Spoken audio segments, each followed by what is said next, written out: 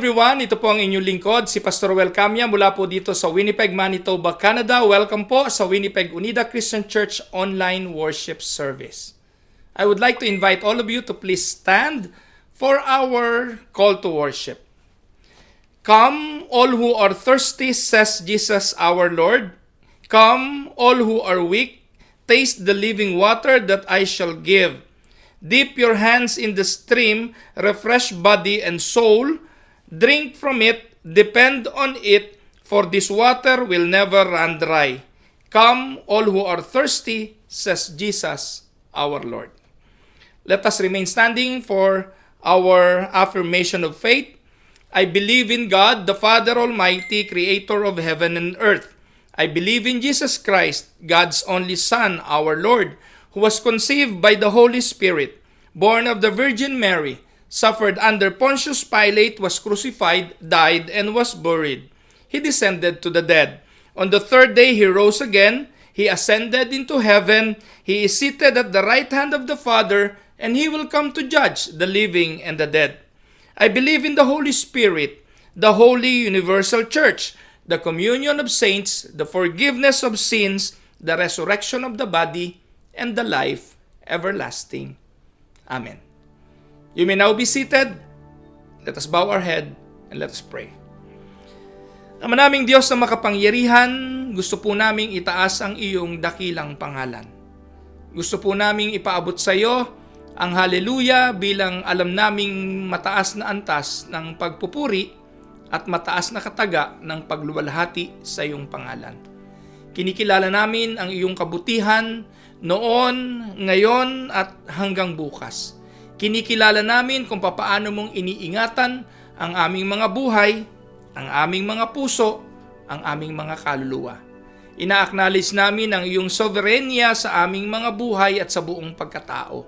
Alam namin na walang nangyayari na hindi mo nalalaman at alam namin na wala kaming ginagawa na hindi mo nababatid. Panginoon, sa oras pong ito, lumalapit po kami sa iyo ng may pagmamahal, ng desire sa aming puso na sumamba, na merong pagnanasa na ikaw ay luwalhatiin at papurihan. Tulungan mo po kami na sa pamamagitan ng mga pag-awit, sa pamamagitan ng pakikinig ng iyong mga mensahe, ay mabigyan ka namin ng kaluwalhatian at kaluguran. Turuan mo kami. Hayaan mo po kaming makapamuhay ng naaayon sa iyong kalooban. Linisin at patawarin mo kami sa mga nagagawa naming kasalanan sa iyong harapan. Ilagay mo po kami, Panginoon, sa lugar na kung saan kami ay magtatagumpay. Idinadalangin po namin ang mga kapatid namin na dumadaan sa mga pagsubok ng buhay. Kilalanin mo po sila, Panginoon. Alam mo po ang kanilang mga kalagayan. Itinataas ko po sa iyo ang mga kapatid kong ito na nasa banig ng karamdaman. Pwede po bang katagpuin mo ang kanilang mga pagdaing sa oras na ito? Pwede po bang magsilbi kang kalakasan sa kanila?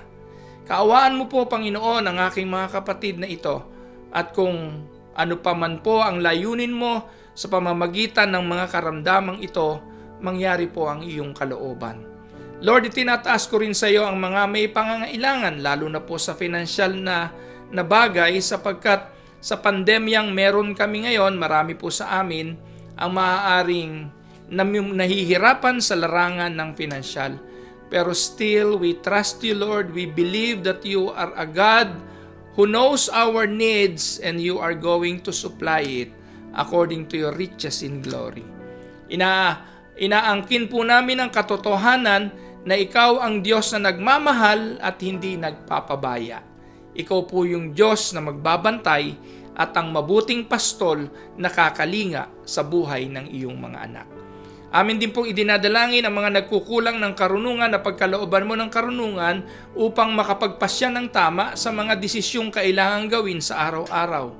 Humihiling din po kami ng patnubay sa mga relasyon na mayroon ng aking mga kapatid.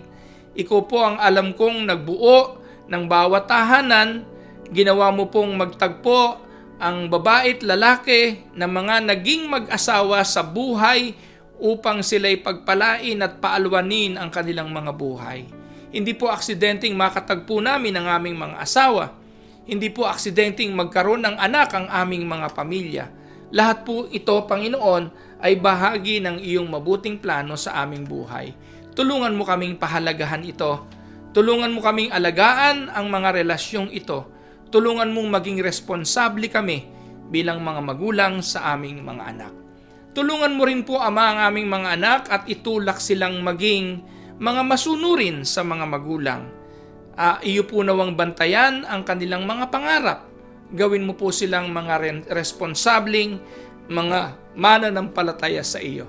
Tinadalayan ko po ang buong kapatiran ng Winnipeg Unida, ang bawat isang tahanan na ngayon ay kasama namin sa pagsamba. Ganon din po ang hindi pa mga kaanib na nakasama namin sa online worship service na ito, saang bahagi man sila ng mundo. Samahan mo sila. Ang mga kapatid naming nasa dako ng Amerika, mga kapatid naming nasa dako ng Yorkton, Saskatchewan, at maging yung mga kapatid naming nasa Pilipinas na alam po namin na sumasama sa amin sa oras ng pananambahang ito. Samahan mo rin sila. At kung may mga dalangin po ang bawat isa na hindi naman labag sa iyong kalooban, pwede po bang ayon sa iyong mabuting naisin mangyari ang mga dalangin ito? Maraming pong salamat. Gamitin mo po ang mensahe ng iyong lingkod upang gamitin mo po ang iyong mensahe, gamiting epektibong daluyan ng iyong lingkod at mangusap ka po sa puso ng bawat isa sa amin. Itinataas ko rin po sa iyo ang mga maghahandog ng mga awitin, magbibigay ng mga special number at magkakaloob ng mga pinansyal na katugunan sa pangangailangan ng iglesia. At pagpalain mo po ang mga kamay na ito at ibalik mo sa kanila ang ibayong pagpapala, bunga ng kanilang pagnanasang maging kagamit-gamit sa iyong kaharian at sa iyong iglesia. Maraming salamat. Sa iyo po ang papuri sa pangalan ni Jesus. Amen.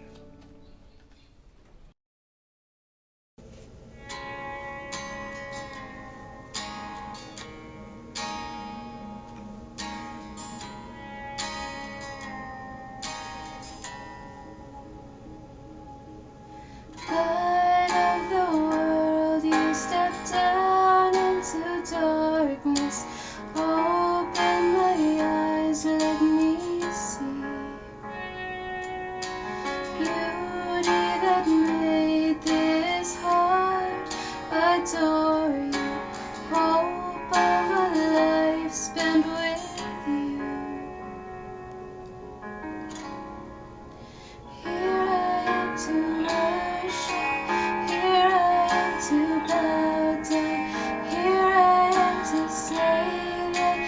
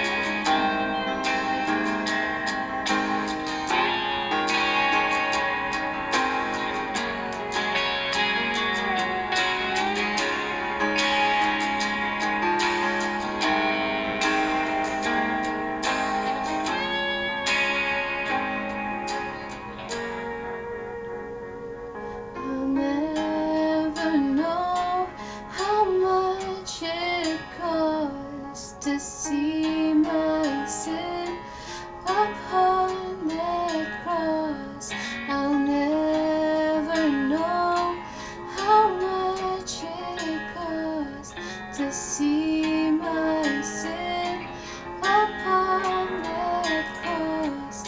I'll never know how much it cost to see my sin upon that cross. I'll never know how much it cost to see my sin upon that cross. Here I am to worship, here I am to bow down, here I am to say that you're my God. You're altogether lovely, altogether worthy, altogether wonderful to me.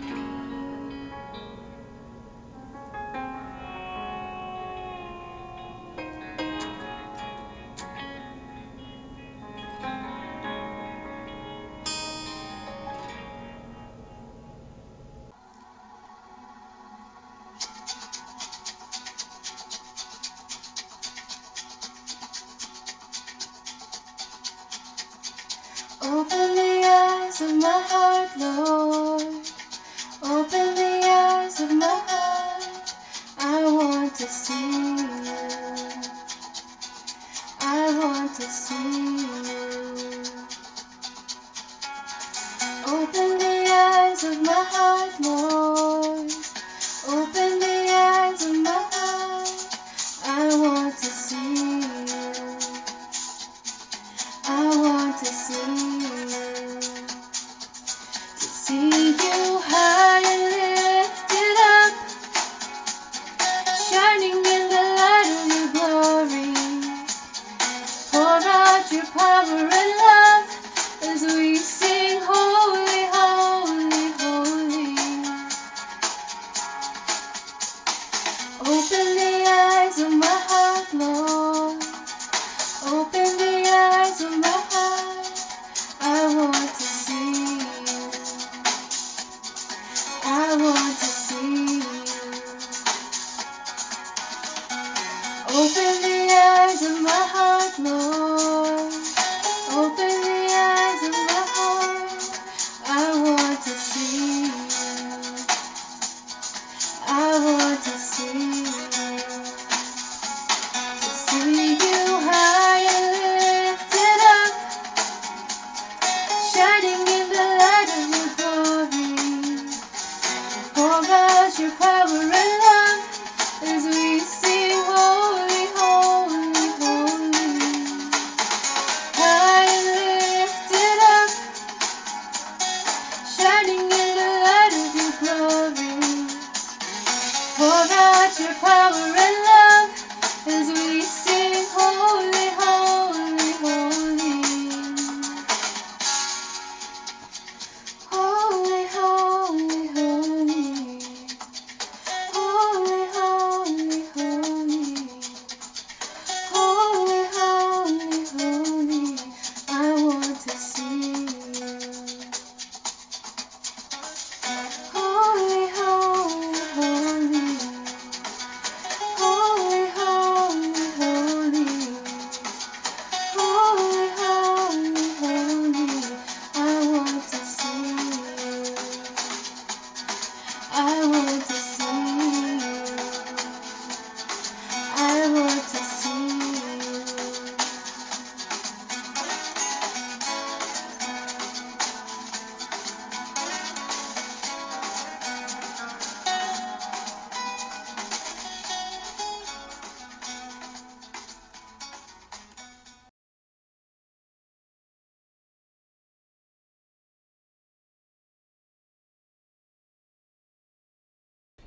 Good morning everyone. Ating pong ihanda ang ating mga sarili sa mensaheng ihatid sa atin ng ating Panginoong Diyos sa araw na ito. Ang mensahe po ngayong araw ay pinamagatan pong Pattern for Successful Living. Napakagandang talata, hindi po ba? So kung meron pong isang bagay na makapagtuturo sa atin papaano tayo magtatagumpay sa buhay, hindi po ba't ito ay ating aaralin at ito po ay ating gagawin? Sapagkat wala naman pong taong gustong mag-fail sa buhay. Ano po? So lahat po tayo gusto nating magtagumpay, gusto po nating makaranas sa lahat ng aspeto ng ating buhay ng pagiging maayos at ng pagiging matagumpay. So ang ating pong pagbabasihan ng pag-aaral ngayon ay ang sulat ni Apostol Pablo sa mga taga-Filipos chapter 3 beginning verse 12 hanggang 21. Samahan po ninyo ako sa mga talata. Ang sabi po ni Pablo, "Not that I have already obtained all this or have already arrived at my goal, but I press on to take hold of that for which Christ Jesus took hold of me. Brothers and sisters, I do not consider myself yet to have taken hold of it. But one thing I do, forgetting what is behind and straining toward what is ahead. I press on toward the goal to win the prize for which God has called me heavenward in Christ Jesus. All of us then who are mature should take such a view of things. And if on some point you think differently, that too God will make clear to you. Only let us live up to what we have already attained. Join together in following my example, brothers and sisters, and just as you have us as a model, keep your eyes on those who live as we do. For as I have often told you before, and now tell you again even with tears, many live as enemies of the cross of Christ. Their destiny is destruction. Their God is their stomach, and their glory is in their shame. Their mind is set on earthly things, but our citizenship is in heaven, and we eagerly await a Savior from there, and the Lord Jesus Christ, who, by the power of that, enables him to bring everything under his control, will transform our lowly bodies so that they will be like His glorious body." Pagpalain nawa ng Panginoon ang pagkabasang ito ng kanyang banal na salita na sa araw pong ito'y hahanguin natin ang mensaheng ating pag-aaralan. Mga minamahal na mga kapatid, sa mundong ating ginagalawan ngayon ay napakaraming mga nag-aalok ng tagumpay. Marami pong mga aklat na mabibili tayo sa mga bookstore na nag-aalok on how to be successful. On how can you get successful living or how will you be successful in life. Everyone thinks the latest book will be the one to make their life fulfilling, and the book will tell you how to solve the problems of life. Para bang sa panahon natin ngayon ay sa pagiging desperado ng tao, naghahanap tayo ng isang parang pill na kapag ating ininom or kaya'y injection na kapag in-inject sa atin, wala na tayong problema. But mga kapatid, there is no such thing. The ironic thing to me that many books on success are written by people who have no track record in terms of being successful. They have no real experience in the world. They just wrote a book. So yung mga libro na isinulat nila, hango lang sa mga teorya, hango lang sa kanilang mga pag-aakala, pero hindi naman talaga nila naranasan yung tinatawag na successful kind of living. So, kung akong tatanungin at hahanap ako ng pattern for a successful living, I want to go to somebody who's done it. Somebody who really live a successful kind of life. I want to look at somebody who has accomplished what I want to accomplish. And we'll learn much more about success in life from models than we do from manuals. Amen? Ewan ko po kung saan kayo natututo. Ako po kasi mas natututo ako doon sa nakita ko ng actual kesa sa teorya. Kaya mahirap po yung online, distant learning. Mahirap po yung online class. Kasi po, hindi po ninyo nakikita first hand kung paano ito ginagawa. Kung kagaya ko po na ako, visual person po ako eh. Mas natututo po ako kapag nakikita ko kesa dun sa sinasabi mo lang sa akin. Meron po mga mahuhusay na mga tao na talagang magaling ang imahinasyon na ini-illustrate mo lang sa kanila, nai-imagine na nila paano nila ito gagawin. Pero para sa akin, ay mas mainam na makita ko ito bilang ehemplo sa isang buhay ng tao na ipinamuhay yung papaano maging matagumpay. At susundan ko siya kung anong klaseng pamumuhay meron siya. Ang tanong, meron ba tayong makikitang ganong model? Who is our model? Well, sa Biblia, meron. At wala pong iba ito kundi ang ating Panginoong Hesukristo. The Lord Jesus Himself is the model of a very successful kind of life. Buhay na matagumpay. But aside from the Lord Jesus, I want us to look at the second successful man in the Bible. And it is no other than but the Apostle Paul himself. The Apostle Paul was an incredible man. He lived life to the fullest. He made his life counted or count. Ano po? So, in the book of Philippians, na binasa natin, especially verse 17.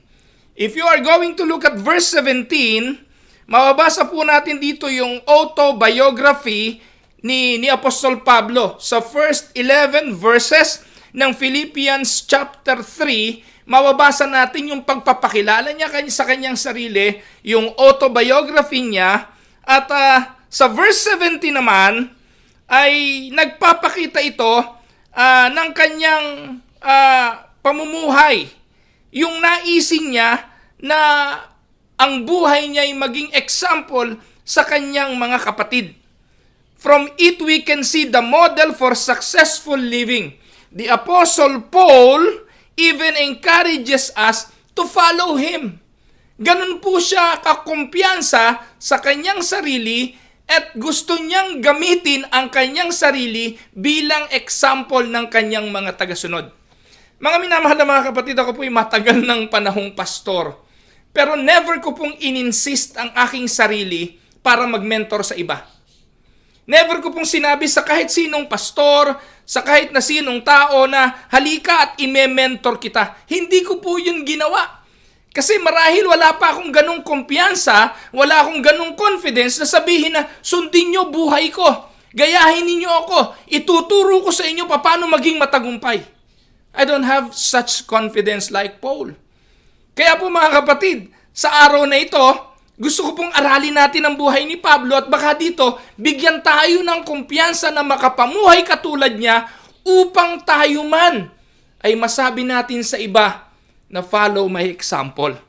Can you imagine ano pong sabi ni Paul dito, verse 17? Join with others in following my example and take note of those who live according to the pattern we gave you. So, ang lakas ng loob ni Paul. Join with others. Join with them in following my example. And take note of those who live according to the pattern we gave you. Now, what is this pattern? Sa passage po na ito, he briefly explained 4 keys, 4 pattern in order to live a successful life. At ito po yung iisa-isahin po natin. Ayon po sa talata po ng Philippians chapter 3. So let us follow Paul's pattern for successful living. Number 1. Ano po ang sinabi ni Pablo? Ito po ay sinabi niya sa mga talata. Ang sabi po niya, face my faults. This is where you admit you don't have it all together, that you still have long way to grow, that you haven't arrived, that you're not perfect. Ano po sabi ni Pablo sa verses 12 and 13? Now that I have already obtained all this, or not that I have already obtained all this, or have already been made perfect, I do not consider myself yet to have taken hold of it. Can you imagine? Si Pablo, ang sabi niya, follow my example, pero ipinakikita rito ni Apostol Pablo na siya ay hindi perfectong example. Ano po ang kanyang analysis sa kanyang buhay? No? Nag-evaluate siya sa kanyang sarili at ang sabi niya, hindi pa niya naaabot. And this is where all of us need to come to a point that we admit na tayo'y hindi perfecto. Mga kapatid, alam niyo po, ang isang taong hindi naniniwalang siya'y may sakit ay hindi pupunta sa doktor. At ang taong hindi pupunta sa doktor ay hindi gagaling sa kanyang karamdaman. So ang unang-unang solusyon sa karamdaman ay harapin mong ikaw ay may karamdaman. Hindi po ba mga kapatid?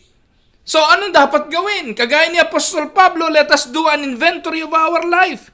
You got to know where you are before you know where you want to go. Dapat mong malaman kung nasan ka bago mo malaman kung saan ka pupunta. You start by looking at where are the areas of your life that needs improvement. And Apostle Paul himself was honest about this and his fault. Ayon po sa verse 13 and verse 12 and 13. Sabi niya, not that I have already obtained or already have been made perfect. I do not consider myself yet to have taken hold of it. I don't claim that I have already succeeded or become perfect. Mga minamahal mga kapatid, para sa akin, it was an amazing statement because the Apostle Paul is an old man nang isinulat niya ang bagay na ito. If somebody had the right to claim that he had arrived, it's no other than but Paul himself. He wrote most of the New Testament. He single-handedly spread Christianity throughout the Roman Empire. He made an incredible impact into the world. Magpahanggang ngayon, ang mga sulat ni Pablo ay ating panuntunan sa ating pananampalataya. Yet Paul, the apostle, at the end of his life, he says, I don't have it all together. I haven't arrived. I'm not perfect. I'm still growing. The point is, successful people never stop growing. Can we say amen to that? Yung mga matagumpay na tao, hindi tumitigil. In fact, ang point nga dito yung nagtatagumpay, hindi umaayaw. Yung mga nagtatagumpay, hindi nagre-retired. Amen? Kasi para kay Apostol Pablo, ang ministeryo ay hanggang katapusan ng buhay.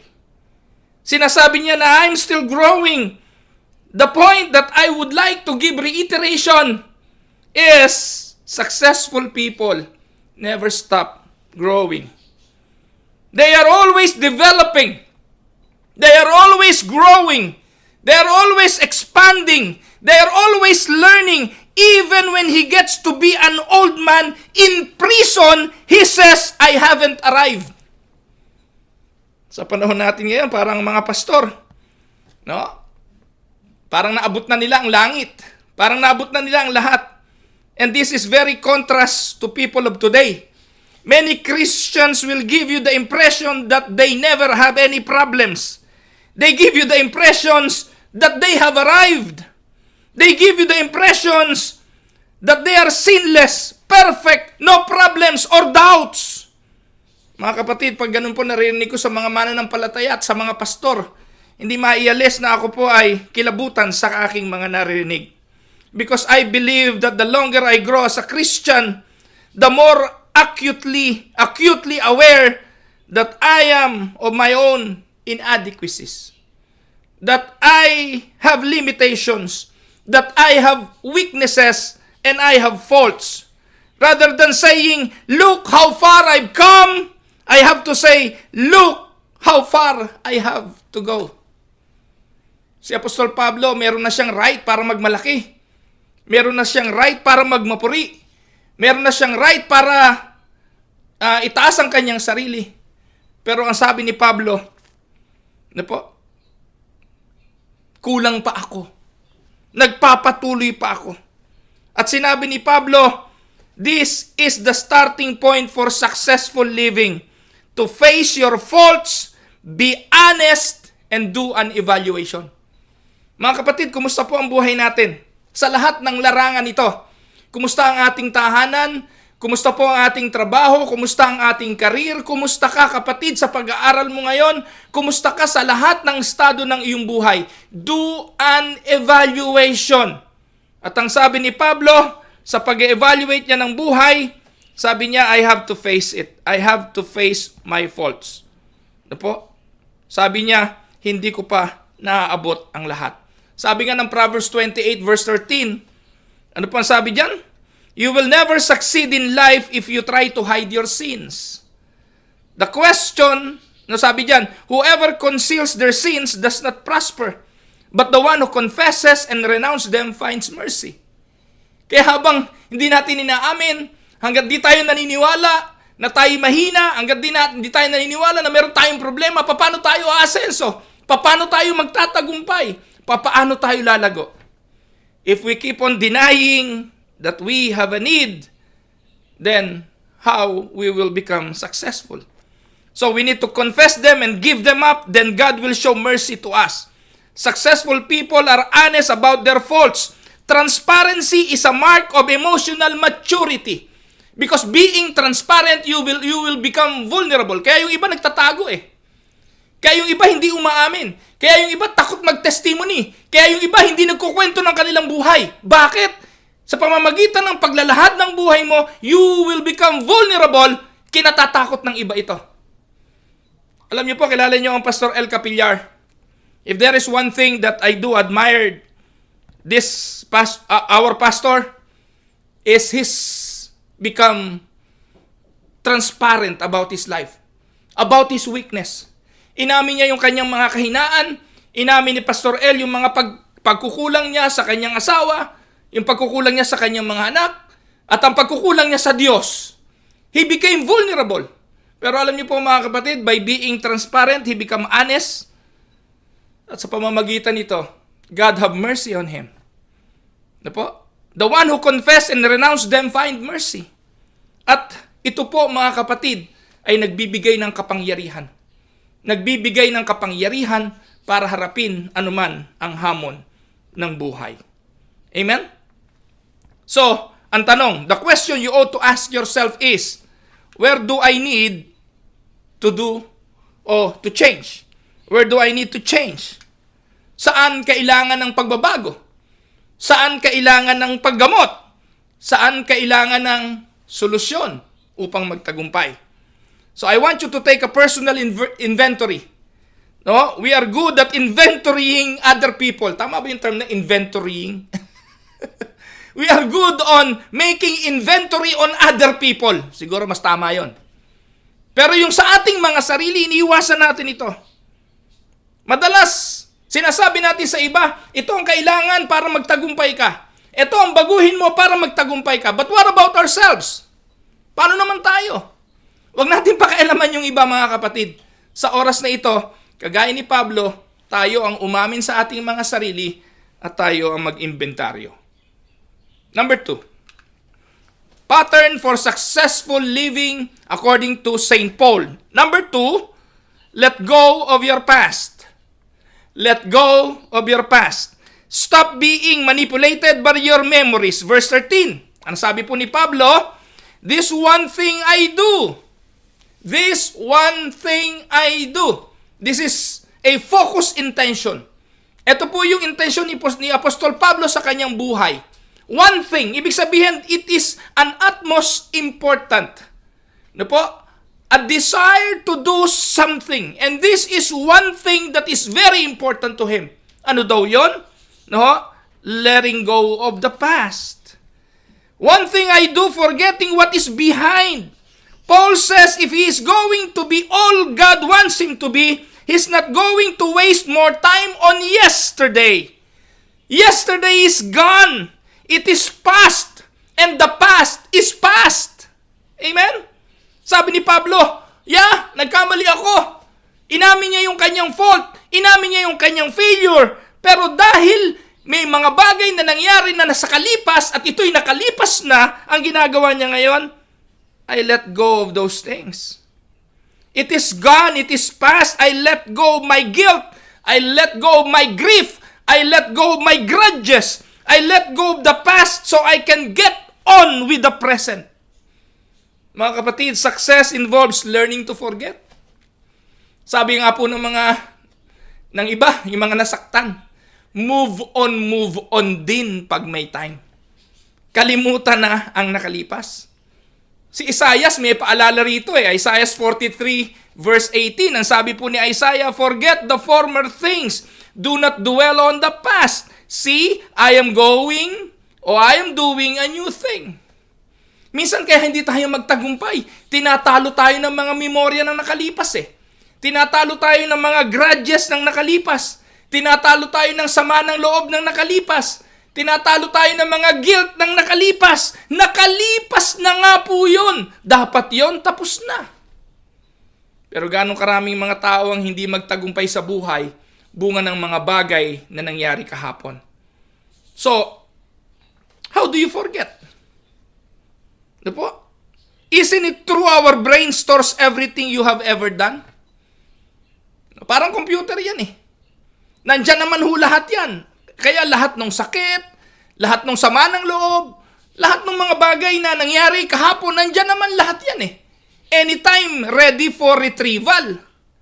Kaya kailangan turuan ng ating isipan na wag nating ilabas yung mga bagay na nakalipas.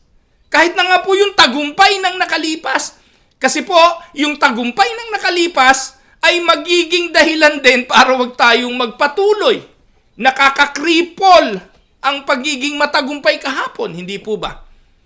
So kaya nga po, tinuturo ni Apostol Pablo rito na aralin natin na kontrolin ang ating mga isipan sa pamamagitan ng paglimot sa mga nangyari kahapon. So, it is really true that we never really forget everything or anything. Now, the question is, how can we follow the example of Paul? How do I forget the former things? So, to forget actually means don't let the past affect you anymore. Hindi po sinasabi ni Pablo rito na hindi natin ito maaalala.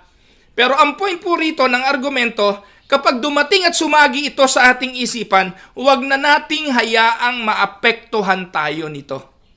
That is the mature way of handling the past. Don't let it control you or have power over you or manipulate you. Amen?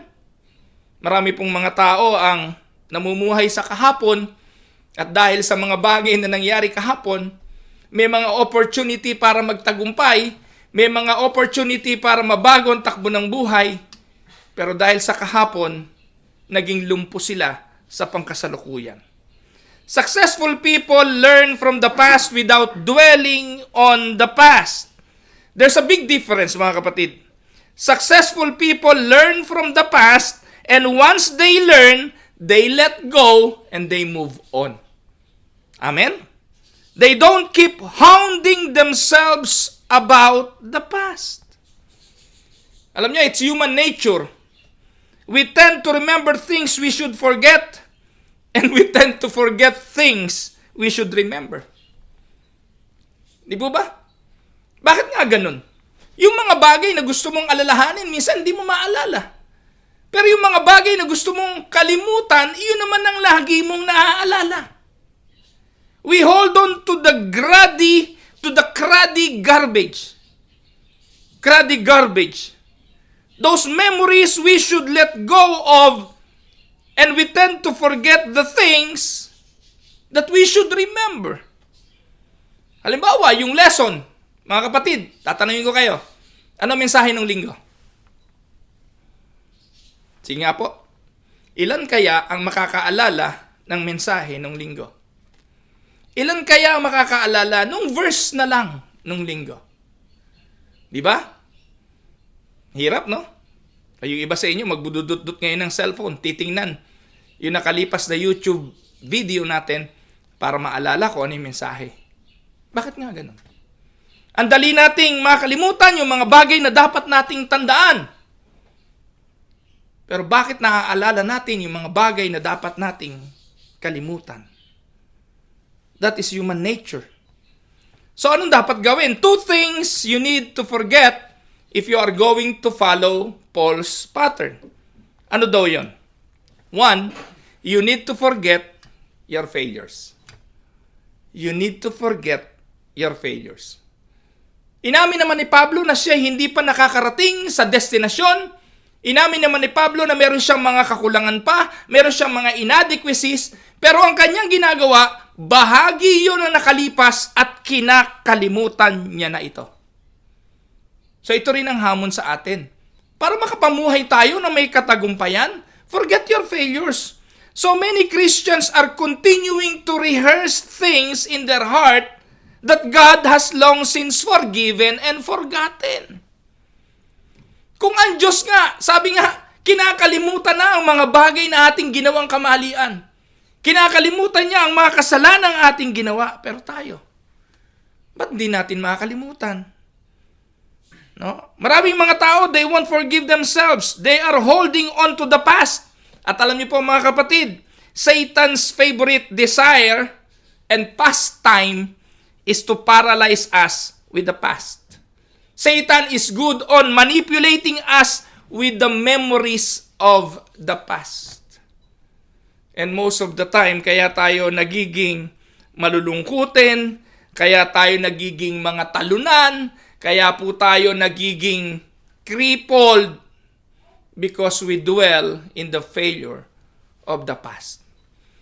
Sa ating mga isipan, ay lagi nating nire-rehearse yung mga katagang, wala ka, mahina ka.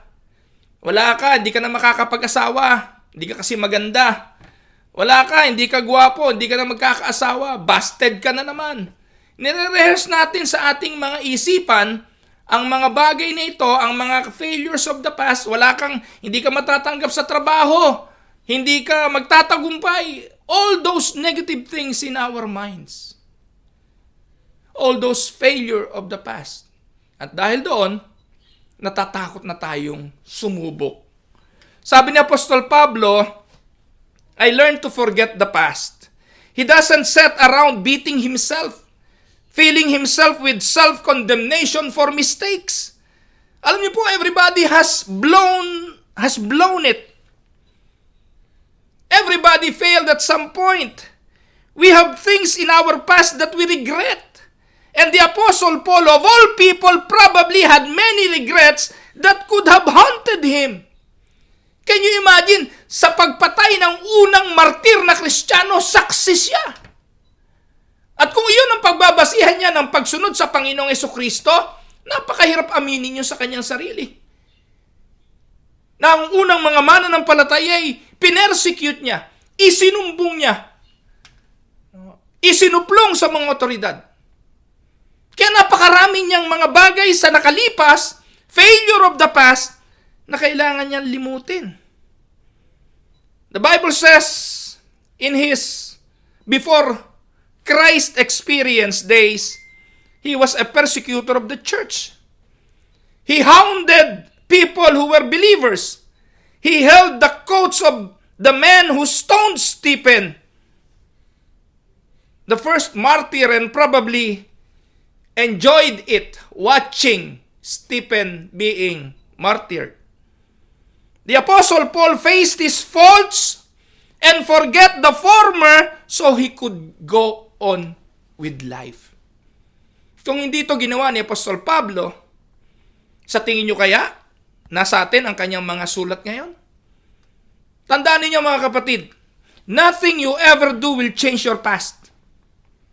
Learn from it and let it go. Learn. Pati yung paghatching na yun, di ko na yun maibabalik. We need to learn from it and let it go. No tears, regrets, self-pity. The past is past. It is over. It's dead. You can't do anything about it. So you need to let it go, learn from it, let it go. Amen? So, you need to forget your past failures. And the second is you need to forget your past successes. Learn from them, but let go of them.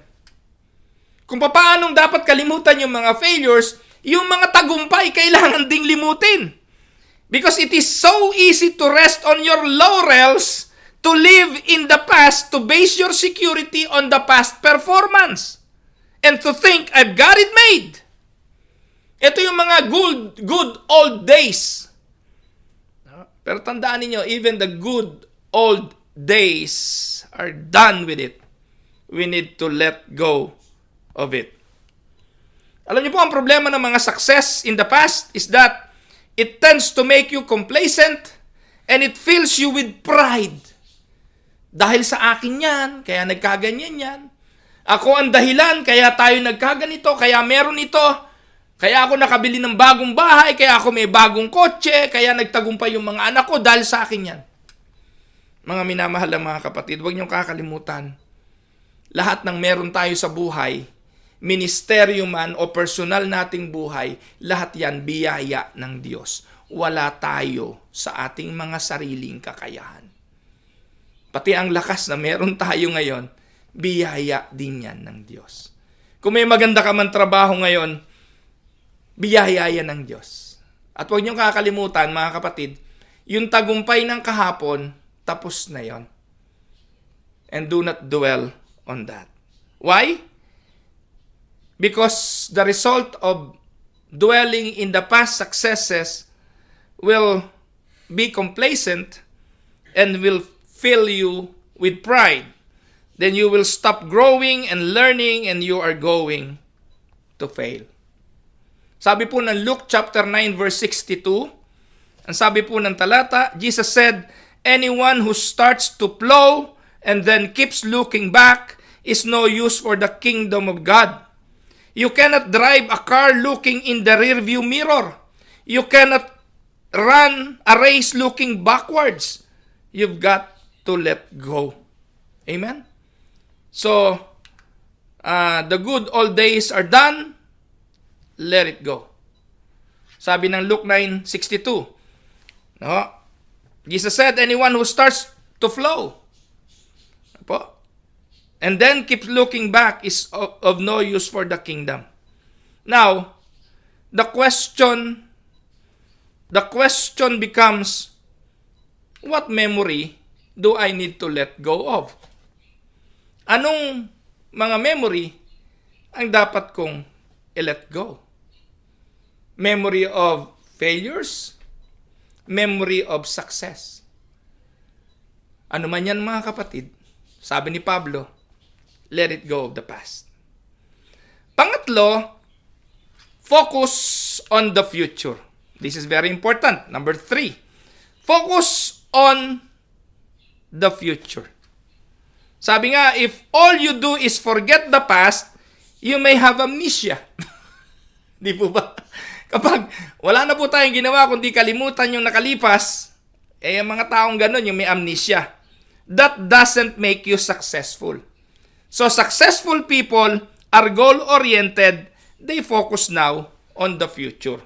Sabi ng verse 13, po, successful people are goal-oriented. No? Philippians 3:13, brothers and sisters, I do not consider myself yet to have taken hold of it. But one thing I do. I want you to underline that in your Bible. One thing I do, forgetting what is behind and straining toward what is ahead. Successful people are goal-oriented. Paul has a single priority. Sa Greek, mga kapatid, this is the word one, this word one is with an exclamation point. Meaning, binibigyan ito ng emphasis. One, he's talking about concentration. We need to focus. Di ba yung mga focus, nagko-concentrate, di ba? Yung mga anak natin, pag naglalaro ng computer, hindi mo ano tawag doon? Hindi mo maabala. Kakain na lang, no? Tatawagin mo, guys, kain na tayo. Kahit anong sarap ng pagkain nasa lamesa, kapag nasa gitna sila ng isang computer game. Alam niyo, mga computer game, hindi katulad nung araw eh. Kami nung araw, yung computer game namin, Pac-Man. Sandali lang, patay ka na. No? Sandali lang, dead ka na. O kaya Donkey Kong, yung Donkey Kong. Yun yung mga computer game namin nung araw. Ngayon, matitindi. No po? Ngayon po, mga kapatid Live, magkakalaban, magkakaibang lugar, hindi magkakasama, pero magkakalaban sila. Barilan sila, o magkakakampi sila kung may kalaban sila. At hindi pwedeng itigil sa gitna. Kaya po yung kanilang mga atensyon ay talagang nandun. Kahit na may pagkain na dyan at napakasarap ng pagkain, hindi mo makuha kanilang atensyon because of their concentration. Kung ganun lang din ang concentration natin sa pagtatagumpay sa buhay, siguro matagumpay na tayong lahat.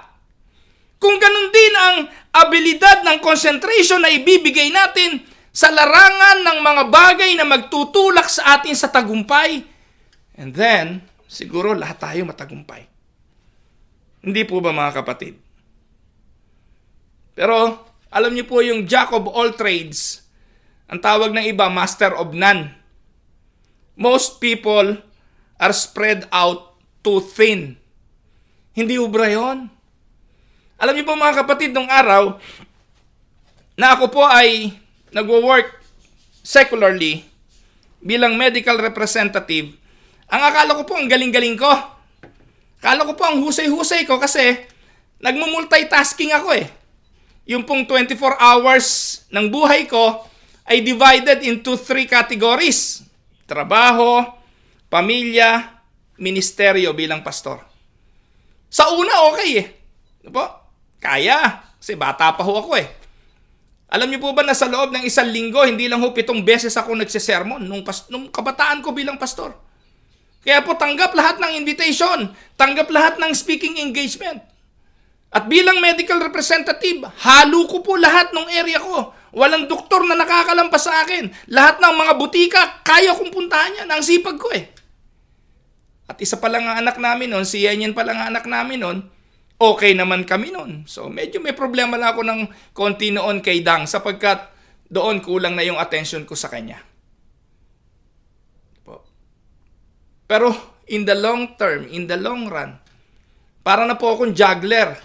Nagja-juggle po ako ng iba't ibang mga bagay sa buhay ko. At dumating po yung mga pagkakataon na meron na po akong mabibitawan. Mabuti na lang po sa mga pagkakataong ganon. Kinausap ako ng Diyos sa kanyang mga salita at sinabihan ako sa pamamagitan ng kanyang mga salita na meron na po akong kailangang bitawan. At kailangan na po akong mag-focus sa kung ano ang mahalaga. Nang nagretiro po ako sa trabaho at an early age, in fact, 7 years lang po ako sa company 7 taon lang po ako sa kumpanyang pinagtatrabaho ko noon na ako po ay nag-early retirement.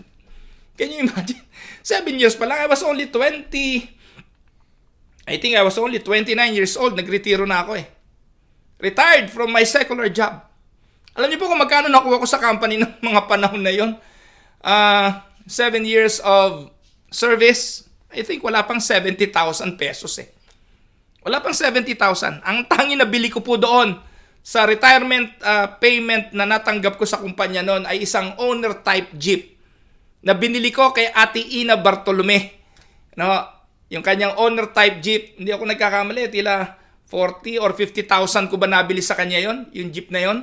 Hindi ko pa yata binayaran ng buong cash yun Hulug-hulugan ko pang binayaran sa kanya.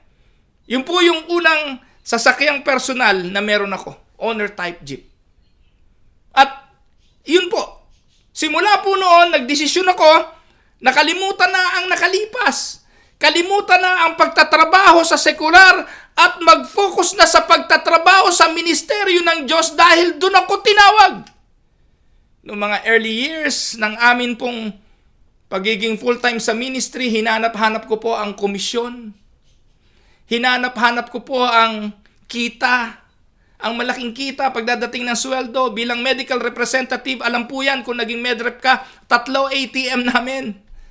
3 po ang ATM namin. Bakit po? ATM para sa sweldo, yung basic salary. ATM para sa komisyon. ATM para sa representation allowance. Can you imagine? Napakasarap po ng buhay ng medical representative. Lahat ng pwede pa naming ibenta, na ibebenta ko. Kaya maaluwang kami sa pera ng mga panahon na yon. Kaya nung dumarating yung panahon na medyo kinakapos yung ibinibigay ng simbahan, medyo nagbago at nag-adjust kami sa lifestyle. May mga bagay na hindi namin mabili. Si Yenyen na dati, ang gatas ay Enfa Pro, ay hinaluan na namin ng kaning bigas, yung ano ba tawag doon? Yung para hindi masyadong malakas sa gatas. Ano po? Yung dating 3 takal ng Enfagro, ay tatakalan na lang po namin ng at 1 takal na lang ng gatas. Nakaranas po kami ng ganun. Kaya siya niya, lumaki ng ganyan eh. Puro ang tinira niya nung maliit yan. Po? Dahil nagbago na lifestyle. At every time na babalik kami sa pagtanaw sa nakalipas, pinipilit ko po itong kalimutan dahil ang aking sinabi sa sarili, hindi na ito ang aking buhay.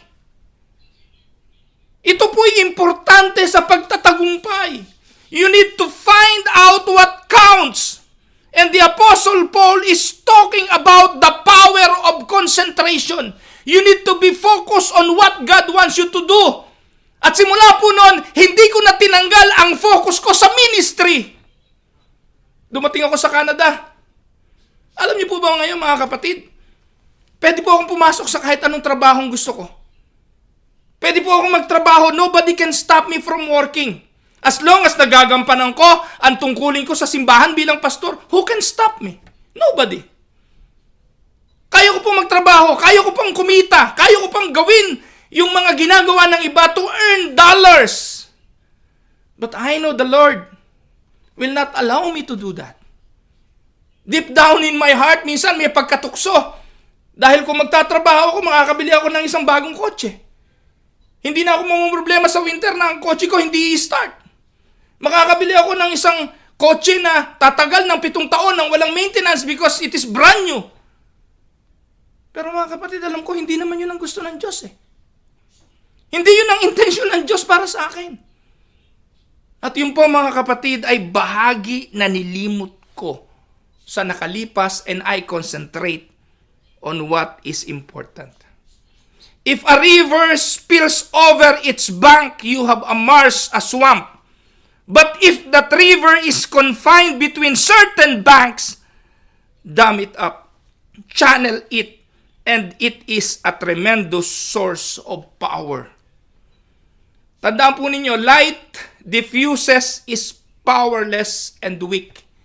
But a light concentrated and focused becomes a laser. If you take power and light concentrated, you have a laser. It is powerful. That is the power of concentration. Life focusing on one thing is power. Amen? If you want to be professional, there is a secret. And the secret of becoming professional, concentration. You want to be a professional pastor? Concentrate on becoming a pastor. You want to be a professional handyman? Concentrate. If you want a professional engineer, concentrate. If you want anything you want to be, concentration is a must. Pros, concentrate on one thing, they specialize. We cannot be a jack of all trades. You cannot know everything, be everything, do everything. Amen? Sabi ni Apostol Pablo, I face my faults, forget the former, and focus on the future, and that is one thing I do.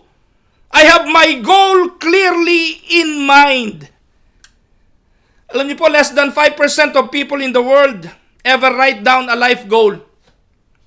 It is not by accident that the 5% that do are the top leaders in their field. So ano pong dapat gawin? Write it down, write your goal, and focus on that specific goals. 1 Corinthians 9:24, ano po ang sabi? Do you not know that in a race all the runners run, but only one gets the prize? Run in such a way as to win the prize. There is a certain way of running, and that is the way professional runs. Amen? So the question we need to ask ourselves is, what am I living for? May kanta yan eh. What am I living for? No, sino ba yun? Eddie Pellegrina. Is not for you. No. Alright. Huwag na tayo kumanta. Baka magalit na naman si Kuya Manix. So, what am I living for? What is my goal in life? What's most important? So, if you don't know where you're going, nobody else does. Focus on the future. Amen? What is most important? Now, let's go to the last. Paul's pattern for successful living, the last, and the number 4, sabi ni Paul, fight to the finish. Be persistent. So this is the principle of determination. Po, sabi ni Pablo, absolutely nothing worthwhile in life happens without any effort. Sabi po ni Paul, I fight to the finish. The only way you coast is when you're going downhill. If you are coasting in life right now, you're headed downhill. But the Apostle Paul said, I fight to the finish. The great people in life are just ordinary people with extraordinary amount of determination. Napakahalaga nito. Ikaw ba yung tao na konting problema lang, suko na? Ikaw ba yung taong konting hadlang lang sa buhay ay give up na? Alam niyo po yung mga matagumpay na tao, they don't know how to quit. They keep on keeping on. They never give up. Notice the term Paul uses in verse 12 and 13. Ang sabi niya, I press on, straining toward the mark. I press on to win the prize for which God has called me heavenward in Christ Jesus. Can you feel the intensity of Paul's word? No? Can you feel the determination? No? Press on, sabi. In the Greek, literally means I overextended myself. I go for it with all I've got. No? Sabi ni Paul, I throw myself into it, straining every nerve, no, and ounce and muscles to reach the prize. Walang sukuan. So, ang pattern for successful living number 4, fight to the finish. Mga kapatid, marami pang gustong ipagawa ang Diyos. Alam niyo po kung bakit ako hindi natatakot sa kamatayan? I'll be honest with you. Kasi po ako naniniwala hanggat may ipagagawa ang Diyos sa akin, buhay pa ako eh. Amen? Yung paniniwala na ang buhay natin is God's disposal, hanggat buhay tayo, ibig sabihin may ipagagawa ang Diyos, anong ikatatakot mo? Kapag ikay mamamatay na, ibig lang sabihin, tapos na ang plano ng Diyos. Amen po ba mga kapatid? Kaya habang buhay ka pa, isa lang ibig sabihin, you need to persist. You need to fight to the finish. Acts chapter 20, verse 24. Sabi po dyan, however, I consider my life worth nothing to me. My only aim is to finish the race and complete the task the Lord Jesus has given me. The task of testifying to the good news of God's grace. This is Paul's life verse. Ito po yung life verse ni Paul. Paul said he's not going to stop, to give up, to quit. He's going to keep on keeping on until he's experienced all that God had for him in life. He wanted to finish the purpose for which God made him.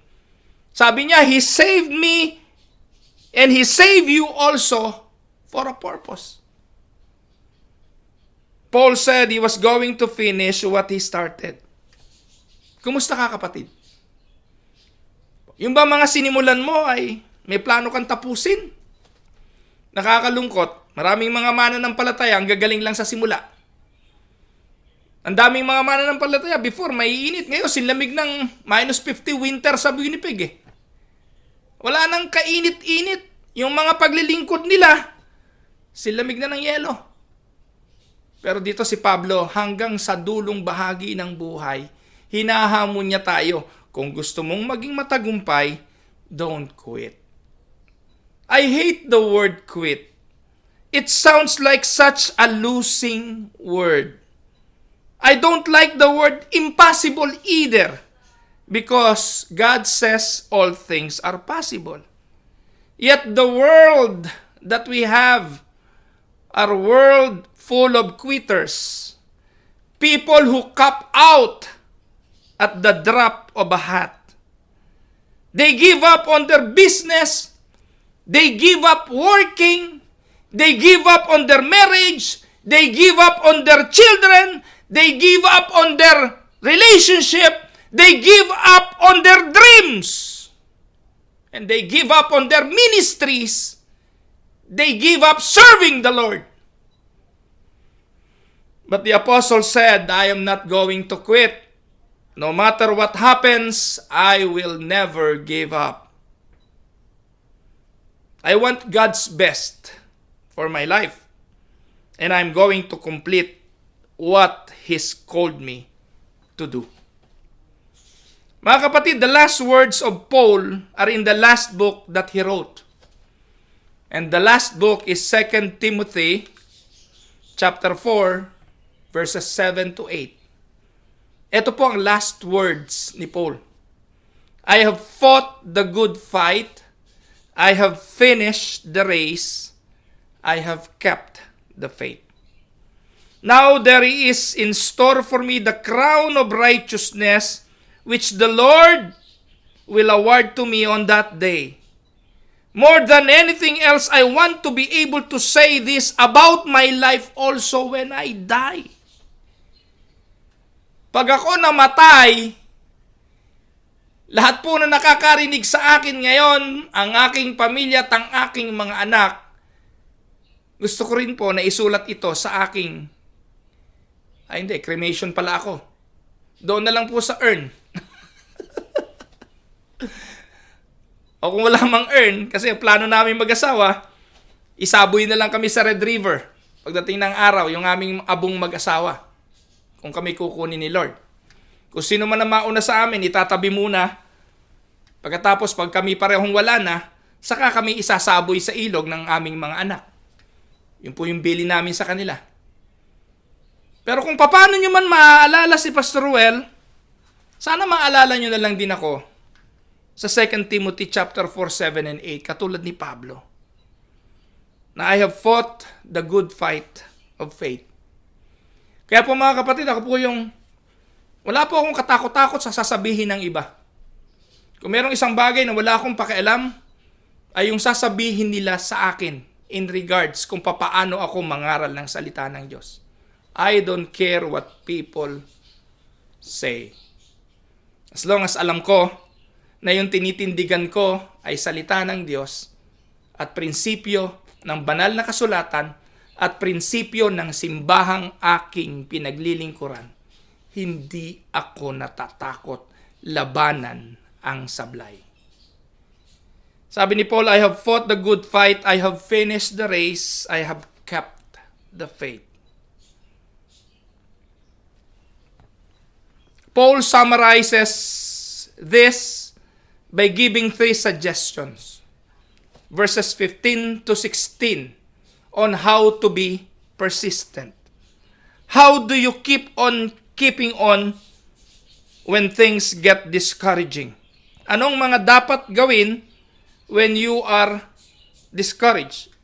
Number 1, anong sabi? Don't be complacent. This is a challenge. All of us who are mature should take such a view of things. You're going to face faults. Focus on the future. Forget the former and fight to the finish.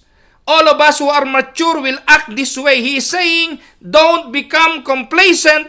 Don't become satisfied. Don't be complacent. Number 2, be teachable. And if on some point you think differently, that too God will make clear to you, stay open. God will teach you. The moment you stop being teachable, you stop learning. The moment you stop learning, you stop growing. The moment you stop growing, you're dead. Amen? And number 3, the last, be persistent. Let us live up to what we have already attained and be persistent. Mga minamahal na mga magulang at mga kapatid, ito po ang pattern to be successful according to Saint Paul. Sundin po natin ang mga palatuntunang ito na kanyang inilahad sa bawat isa sa atin at naniniwala po ako, sundin natin by heart, makakapamuhay po tayo ng isang matagumpay na buhay sa lahat ng aspeto ng ating buhay. Ito po ang inyong lingkod, si Pastor Roel Camia. Pagpalain po tayo ng ating Diyos na buhay.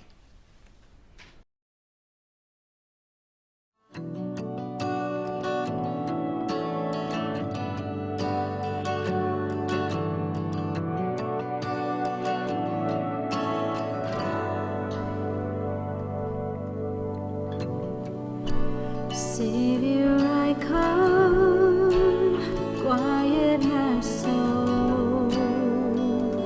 Remember,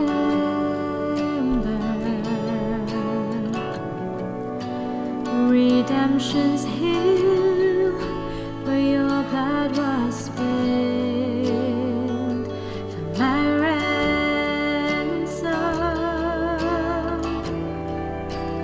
Everything I once held dear, I count it all as lost.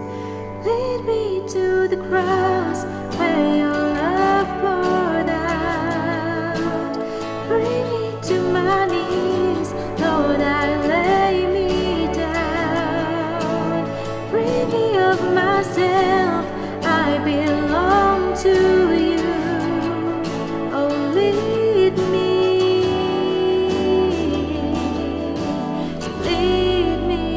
to the cross.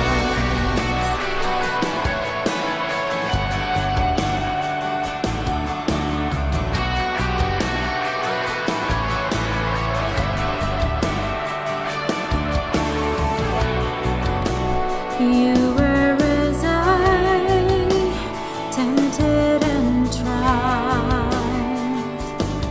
You won.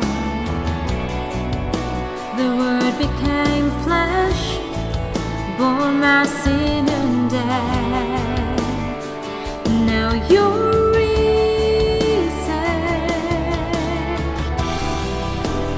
Everything I once held dear, I count it all as lost.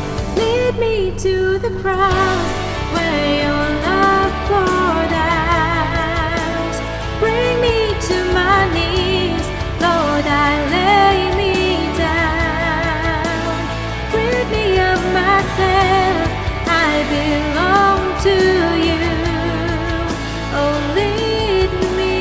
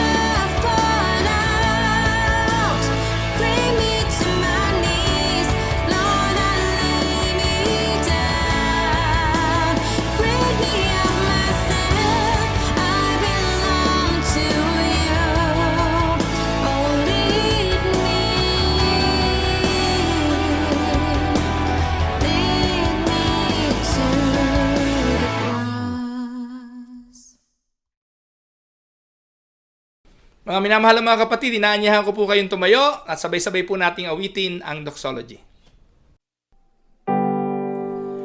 Praise God from whom all blessings flow. Praise Him all creatures here below. Praise Him above, yea, heavenly host. Praise Father, Son, and Holy Ghost. Amen.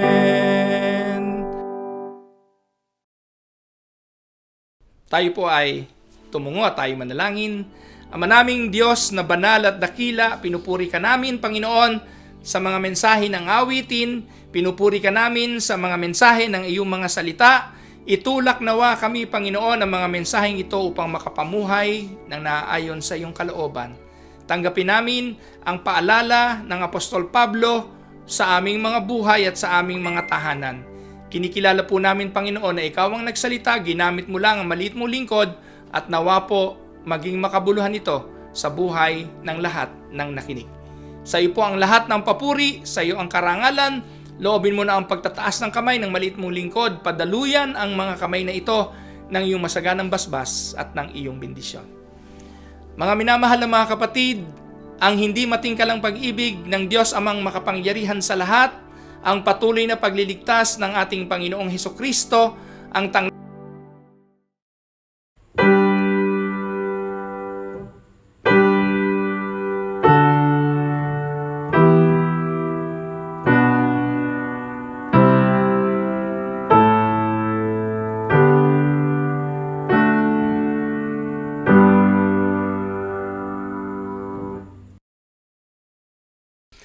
Maraming salamat po mga minamahal na mga kapatid sa inyo pong pagdalo sa atin pong gawain sa araw na ito.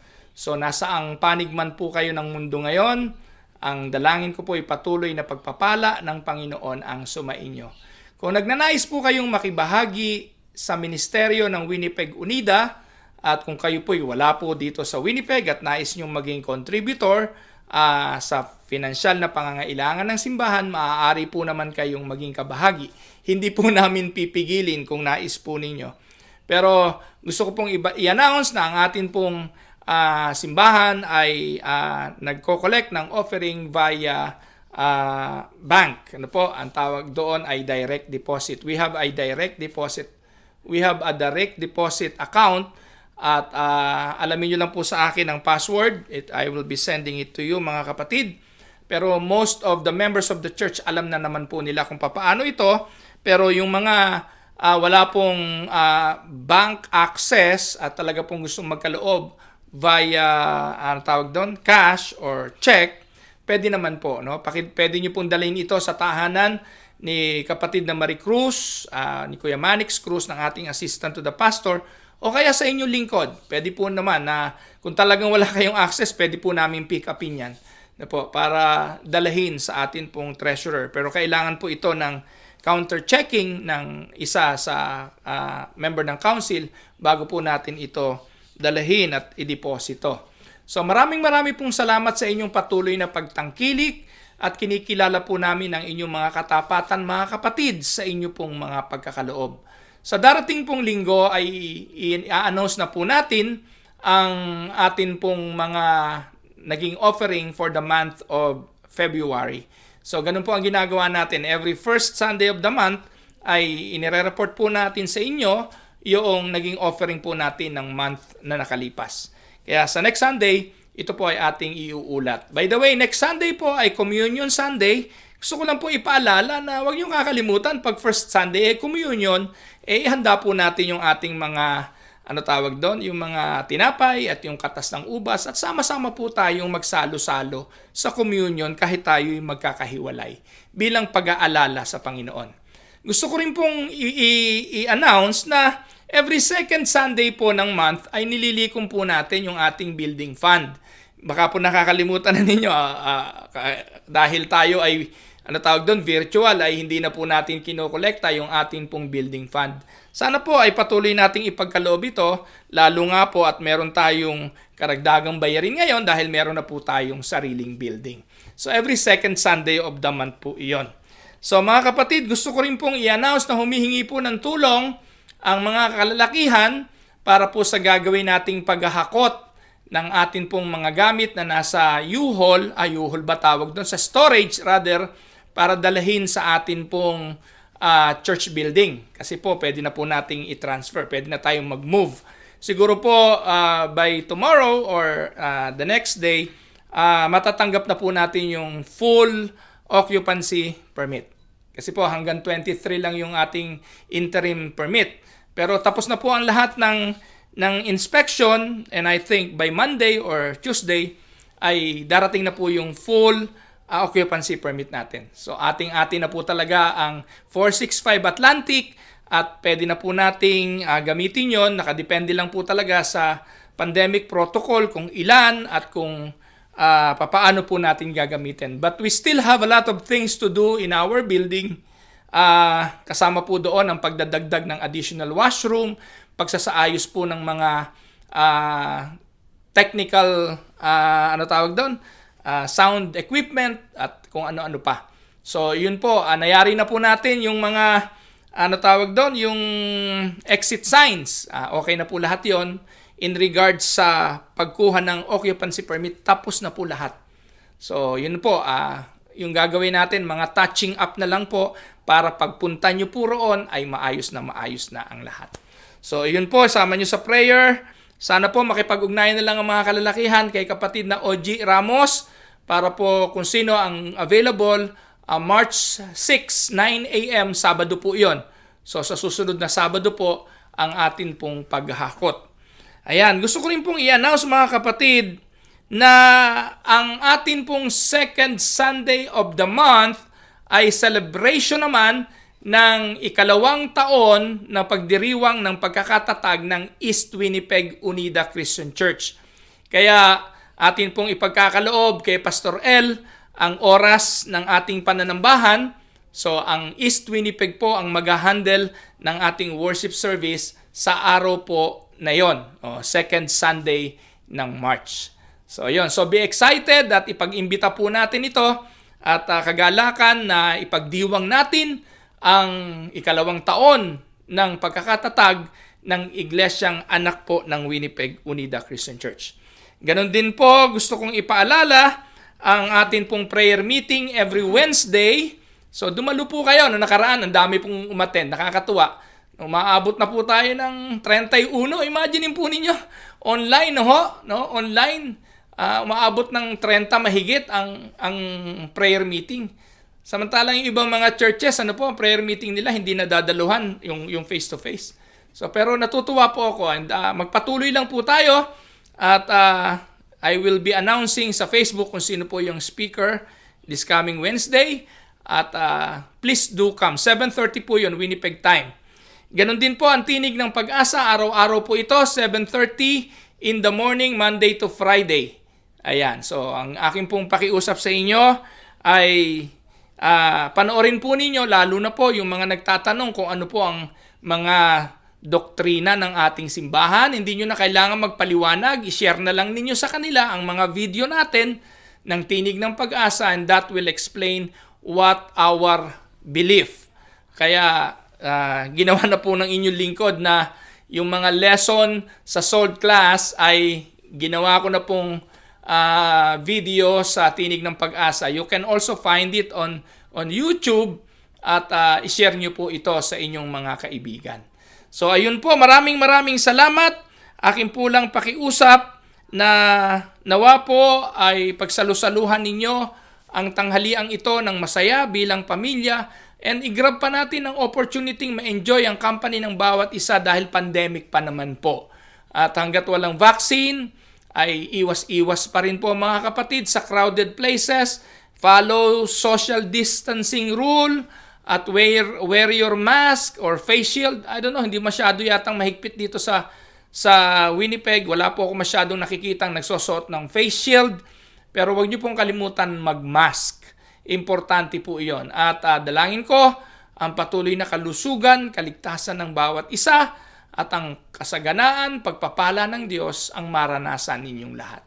Ito po ang inyong lingkod, si Pastor Roel Camia, ang Diyos na nangako ay ang Diyos din na tumutupad ng kanyang mga pangako. God bless everyone.